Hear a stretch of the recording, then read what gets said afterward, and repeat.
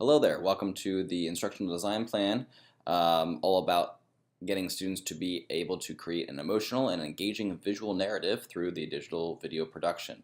I'm Will Grider, and this is the final reflection of my 7-week course. So this is an overview of what I'm going to talk about with this presentation here. Talking about the performance context, overview of the instructional goals, instructional strategies, assessments, what makes this successful, and my reflection on what I learned. So the performance context, students in my class are generally grades 10 to 12, so 10th, 11th, and 12th graders. They all have some sort of interest in the cinematic arts, as it's really an elective that they can take.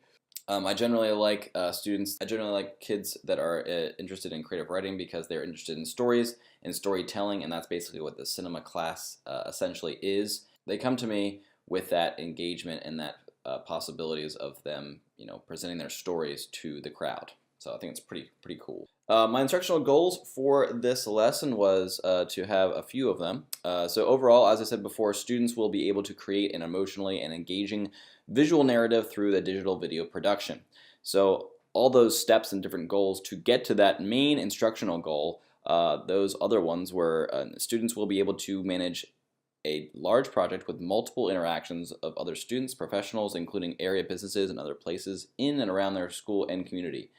Students will not be able to, or should not really be filming in the school. So that means they have to reach out to area businesses, coordinate dates and times with their peers and their friends to essentially make their video by managing that project. So there's a little bit of managerial skills there. Students will also be able to construct and create the engaging written story.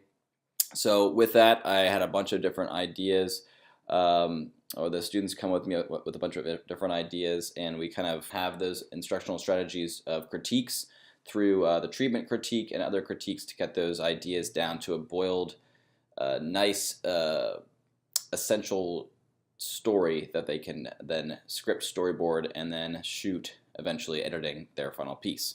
So that goes into the next one. Number 3 is students will be able to control the amount of light hitting the camera and types of objects and people that are filming. So while they're filming people, they have to know how to control the camera. So to get the shot they want, they have to be able to understand aperture, shutter speed, and ISO, as well as white balance and the amount of light coming into the camera. So that 4th one is students will be able to edit all the footage captured from the camera and the digital file to tell an emotional and engaging story. Then they learn Adobe Premiere Pro. After they learn Adobe Premiere Pro, they edit that footage and export that footage as one continuous video. And that's what their emotional and engaging story is all about. We have many ways to get to that instructional goals. So this is basically a huge unit overview. It takes about 3 months to get through. So I do a live instructional strategy with lecture and live demos. So this is another instructional strategy I use. I had lectured them beforehand on the rule of 180-degree rule, and which you'll see in the slide after this. You'll see that me instructing them about this 180-degree rule and the reverse shot. In this section, you'll see me instruct about moving the camera here in the middle to have a 2-shot. Then we move the camera to the right and film this actor number 1 on the left. You'll see that as Mia, the student, is on the left. You'll see me instruct talking about camera operation and that idea. This is all instructional ideas that I talk about in class and then show the demo of. So hopefully you enjoy. Do you guys want to go one more time, then we're going to cut to a new camera angle? Is that okay? We didn't get to the end. You didn't get to the end yet? No. Okay, I wasn't there, so I didn't see it. Okay. But I'm pushing that button, that peaking button, which is on the left. It just says peaking. Peaking is focus. Zebraing is Light and almost too bright. Right. Approaching overexposure. That's it. Oh yeah, the camera is really nice. So, yes. Yes. That kind of looks good. Oh really? Okay, so. Okay. Well, I don't know what he's using, so. Sorry, I mean, grandmother. Oh my God, that's terrible. Psych! I got you. Oh, yeah, you sure did. No, but she was multiplied. But also, folks, think about it. If you're the director and camera person, right, you're looking at their expressions, their facial movements, all those things. If they did a whole bunch of lines correctly, you don't need to refilm it, right? If you say you got it, great. And you can say, okay, start from psych, I got you. And that way you can expedite things and move them along. Because you're the editor, you can cut to a different shot, and maybe you don't want to use something, right? So that's what part of that art of editing, if you want to call it, to position that idea. This last scene, we actually changed sides, so now we're behind actor 1 in this diagram. So that's this last scene, and we're debating about whether to film this last part if we need to get it again at a different angle. Again, all relying on not breaking that line of action. That was this last live demo I did last week. Do you want to film anything else? Yeah, just because the right at the end, go now, pause before you go. What? Like, I kind of wanted them to stand up there, so then when unpronounceable goes in to smell the arm smell. Okay. What? So where would you reposition that? Do you want to do a handheld of that? Someone holding the camera? Would we have to stay in a hand? That's up to you guys. You think you can do it? Usually, the camera person, bless you. The camera person's usually a big beefy guy. I'm not even kidding. The camera guy is like the jock weirdo that doesn't, just holds the camera. The camera assistant's the person that sets the focus.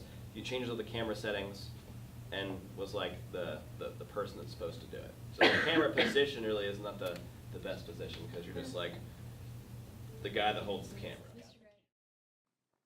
As you just saw, we got those students to act in the middle, and we had the other 2 students acting as directors and assistant directors, as well as other people who were holding signs. Everyone really had something to do. If they had nothing to do, they were watching this scene, they were looking to see how it played out, and because they actually had to edit this after the scene was over. So it was pretty cool that they got to see it happen, and then also edit it. So now that you saw my live demo, students now will come back into the assessment in class. They get assessment with tests. They have a intro test. They have quizzes. They have group critiques. They have formative feedback through many different means. So when they're doing critiques, they have students talking to them about, hey, you should improve this, you should do that. They also have informative feedback when they get their storyboards together and their shot lists. I have to give them feedback to make sure they're on the right track throughout their project base, and I explain why if they did something wrong, because if they don't learn from the why, they need the why. And then the last part is actually part of my final reflection, and this is a new thing this year, so I'm using a cinema exit survey. I have done student exit surveys before throughout my other digital media classes, but in this case I only do a cinema exit survey while the people that have watched the videos at the cinema premiere at the end of the year. So it's pretty interesting, so students get to see their films up on that big screen, and then I'll be giving out those cinema exit surveys at the end of it.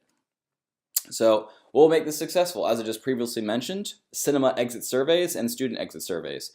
I really need them to fill that out, or else I will not know what is happening. So here is the cinema exit survey. And here is the student exit survey.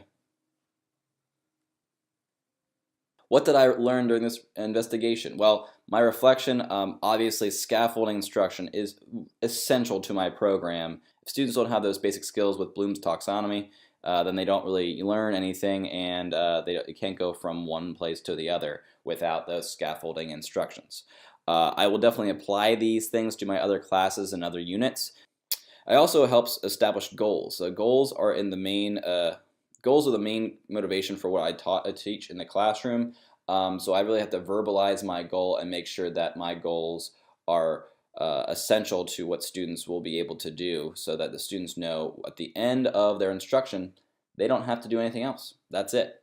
So I thought this was a pretty great and instructional strategy, and I liked this overall class. It helped me with a lot of different ways to get students involved with instruction, which is what was one of the reasons why I got into this master's program, is to get better engagement with my students. So I hope that you enjoyed my instructional strategies, my different goals, and I really look forward to the next classes that I have here at Wilmington University.